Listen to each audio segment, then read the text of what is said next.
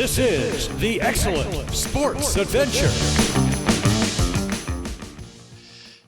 Well, there were a couple of glitches a week or so ago, but the Edmonton Oilers are starting to look like, well, the Edmonton Oilers. Oilers home to the Ducks. And after falling behind early, Connor McDavid leads a 3-on-1. McDavid decides to shoot, and good choice. Then the Oilers captain springs Zach Hyman on a breakaway. Hyman dekes to the backhand, his second of the night, team leading 12th of the season. McDavid with 5 points. Oilers dropped the Ducks 8-2. Oilers' good fortune started actually earlier in the week in Washington. McDavid corrals a loose puck, tries to wrap around. Puck squirts up in the air, batted home by Ryan Nugent-Hopkins. Then a power play, McDavid to Leon Draisaitl, who turns, fires, and scores. McDavid with 4 assists, 9 points in 2 games. Stuart Skinner with a donut. Oilers bash the Capitals 5-0. Flames at Big D. Andrew Mangiapane feeds cross ice for Yegor Sharangovich. He's stopping Elias Lindholm, jumps on the rebound. Flames stun the Stars 7-4. Then Flames home to the Golden Knights. They did it overtime. It's Mackenzie Weegar. Goes end, wheels into the Vegas zone, and snaps it home with 4 ticks left. Flames come back for a 2-1 thriller. Jets and Panthers. Nikolai Ehlers flies into the Florida zone, slips the puck past the defender, and he's going to roof. What a goal. Oh, my God. Connor Hellebuyck turned aside 32 pucks. Jets jolt the Cats 3-0. Well, the Maple Leafs managed only 1 point in 2 games on a road trip. About a quarter of the way through the season now, GM Brad Treliving wants to see more consistency. We've been hit and miss. There's been some inconsistency in our game, right? Which is a little concerning. The area that is an area that we'd like to clean up and improve upon is you want to try to put that same game on the ice period after period, game after game. And I think, the one encouraging sign is I think we've when you look at a lot of the data that we look at, our defensive play and what we're giving up has gotten better. It needs to continue to get better.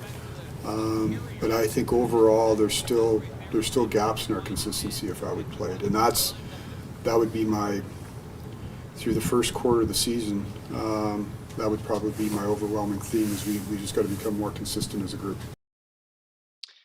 Well, nice road win by the Raptors facing a solid Pacers side. Pascal Siakam had a night.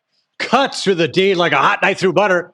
Tough hoop and harm. Spicy P with a season-high 36 points. Scotty Barnes bakes the dish, cuts into the lane, throws down heavily. Raps pop the Pacers 132-131. Heck of a game for Siakam. Yeah, no, for sure. I think, obviously, I think that's something that Coach is always trying to tell us. It's like, again, I know this is important, but, that's his favorite saying. We play basketball for a living, this is fun. We're getting paid. I think just, trying to find that joy into the game, competing every single night. I think that, once we do that, we give ourselves a chance to be in the game and have an opportunity to win. So I think that, our approach got to be better, our energy got to be better in the beginning of the games. And just, coming into game with just going out there and competing. This is what we do, and we got to find joy in it. Yep, and winning is fun. Raps home to the Bulls on transition. Scotty Barnes with the terrific dish for OG Anunoby. He's going to attack the rim. Anunoby with a 26-point night. Raps bury the Bulls 121-108, but they close the week with a loss in Cleveland. Well, it was a year ago this past week that we said goodbye to Borje Salming, the Leafs legend. A couple of years ago, we had Borje on Joe Tilley's Great Canadian Sports Show. We also heard from his former defense partner, Dave Hutchison, the smooth skating Swede, loved being a Maple Leaf. He would take the puck, and he would take it away, and nobody could get it off him. Yeah, he just skates around the whole ice, and where all the other 20 players are trying to get it, and he wouldn't let anybody have it. And that's how good he was. But he played through some times where, they considered him a chicken Swede. And, there was a lot of guys taking runs at him. Patty can probably tell the story better, but I guess, one of his first games was in Philadelphia. The Broad Street Bullies came after him, and there was a fight, and he grabbed Dave Schultz and just picked him up and threw him and slammed him down. He was a guy of immense strength for his size. He was in unbelievable condition. Today, that would have been great to have the Norris Trophy, but at the time there, I played hockey. I mean, they didn't really. This doesn't matter if I won the Norris Trophy because I played in Maple Leaf Gardens with the Toronto Maple Leafs, and that was so much fun to play there. That was my Norris Trophy, really. We saw a picture. Yeah, we saw a picture there of you and Harold Ballard. What was it like to play, for the Leafs back then with Harold Ballard and his meddling and everything else that went along with it?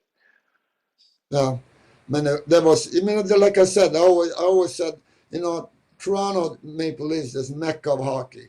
I mean, I always loved to play there, and because the crowd is so close and the fans were so nice, like always there and sort of protect us, and Harold too. I mean, I know he was crazy sometimes, and I really told him that too. We were really good friends, and I could say anything to him.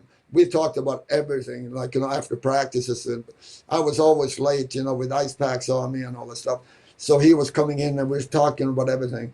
He was such a nice guy. He was like an extra father for me. Borje certainly was special. And new series, Borje, The Journey of a Legend, is currently airing on Viaplay. We miss him.